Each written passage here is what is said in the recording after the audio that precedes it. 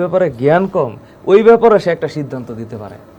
তো ইউনূস সাহেবকে যেখানে মানে ক্লিনটন ফ্যামিলি এবং ওয়ার্ল্ডের বেস্ট যারা মানে নোবেল লরিয়েট যারা এরাও যেখানে অনার করে, এবং ওনার মতো একটা মানুষ এই যে ইউএন এর যেই মানে অধিবেশনটা হইলো সেখানে একটা জায়গায় নিজের কথা বলছে, একটা জায়গায় নিজের কথা বলে না। উনি আবু সাইদের কথা বলছে, মুগ্ধর কথা বলছে, আর সমন্বয়কদের যে মাস্টারমাইন্ড ওর কথা বলছে। সো এই হচ্ছে একটা লিডার। পুরোটা সময় উনি আন্দোলনকে ডিসক্রাইব করেন, আবু সাইদ যেভাবে বুক পেতে দাঁড়িয়ে গেলেন সেটা উনি ব্যাখ্যা করছেন পুরোটা সময়। ইয়েস, সুতরাং আমার এই জায়গাটাতে আমার যতটুকু জায়গা, আমার কথা হচ্ছে এই মানুষটাকে বিশ্বাস করতে হবে, শ্রদ্ধা করতে হবে, এবং কমপ্লিট যে অ্যাডভাইজার কমিটিটা আছে, ইন্টারিম গভর্নমেন্টের অ্যাডভাইজার কমিটি, প্রত্যেকটা মানুষ ক্লাসিক্যাল, এবং প্রত্যেকটা মানুষ ইন্ডিভিজুয়াল এক একটা স্টার। এদের কাছে জাতির যে প্রত্যাশা, মনে করে যে আজকের মধ্যেই মনে হয় সব চেঞ্জ হয়ে যাবে, মানে স্বপ্নে দেখতেছি পুরা বাংলাদেশটা আজকে গ্রিন হয়ে গেল। এটা এইভাবে হয় না। 15-16 বছরের যেই এই জঞ্জাল, এটা সরাইতে অনেক সময় লাগবে। তো ওই সময়টা স্টে করতে হবে, ওই সময়টাকে দিতে হবে, আর নিজেদের কাজটা বুঝতে হবে, আর একটু ফেসবুকের মধ্যে এই যে লম্ফ-জম্ফটা কমাইতে হবে। একেবারে সমন্বয়ক হাসনাত আব্দুল্লাহ, ওর একটা ভিডিও আমরা যখন দেখছিলাম, তার ভিডিওতে সে বলছিলেন যে এর আগেও অসুবিধা হয়েছে, তখন তো কমপ্লেইন করতে পারা যায়নি, এখন যে আমরা কমপ্লেইন করতে পারছি, সবার দোষ ধরতে পারছি, এটাই হয়তো স্বাধীনতা এই মুহূর্তের জন্য।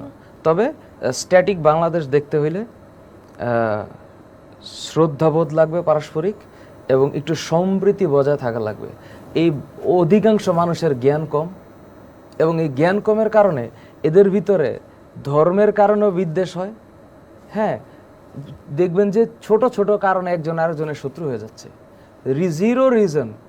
মানে এই জ্ঞান কম থাকার কারণে জানে না যে আমি যেটা 6 দেখতেছি এটা ও 9 দেখতেছে, আমারটাও রাইট ওরটাও রাইট। ও যখন বললো আমি 9 দেখতেছি, আমি তো 6 দেখতেছি, কিন্তু দুইজনে যে রাইট, দুইজনের পার্সপেক্টিভটা যে আলাদা।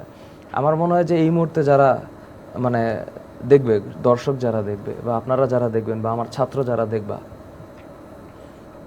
আমার কথা হচ্ছে শান্ত হওয়া লাগবে। এখন অশান্ত হইলে হবে না, দেশটাকে বিনির্মাণ করতে হবে। ইনসাফ প্রতিষ্ঠা করাটা প্রচণ্ড পরিমাণে মানে উইজডমের কাজ। এটার জন্য লেখাপড়া করা লাগবে। হ্যাঁ, এখন ছাত্রদের মধ্যে কিছু হইলে রাস্তার মধ্যে একটা আন্দোলন কি পরীক্ষা দিব না, কি একটা আজব মস্করার ব্যাপার। তোমরা এগুলা বন্ধ করো। আর দ্বিতীয়ত হচ্ছে জ্ঞান অর্জন করা লাগবে। আর যারা অলরেডি জ্ঞানী, যারা আসলে সত্যটা দেখে, হ্যাঁ, পিছন থেকে দেখবেন কিছু মাস্টার মাইন্ড আছে, ওরা অনেক দূর দেখতে পারে যে আজকের এই যে হট্টগোল, ওরা এই হট্টগোলটা দেখে না। ওরা দেখে হট্টগোলের পরে কি হচ্ছে এবং এরপর কি হবে। এই দূরদর্শী কিছু মানুষ লাগবে যারা বাংলাদেশের ইকোনমিক স্ট্যাটাসটা ঠিক করতে পারবে, সোশ্যাল স্ট্যাটাসটা ঠিক করতে পারবে, রিলিজিয়াস স্ট্যাটাসটা ঠিক করতে পারবে। আমাদের ইকোনমির অবস্থা ভয়াবহ খারাপ। iPhone 16 কে আগে কিনলো, এটা ইকোনমির অ্যাক্টিভিটি না। ইকোনমির অ্যাক্টিভিটি হচ্ছে যে আমার ব্যাংকে আমার একটা গ্রাহক গেছে, ও আজকে 2 কোটি টাকা উঠাবে, ব্যাংক থেকে সেটা উঠাইতে পারলো কিনা, দ্যাটস দ্য ইকোনমি।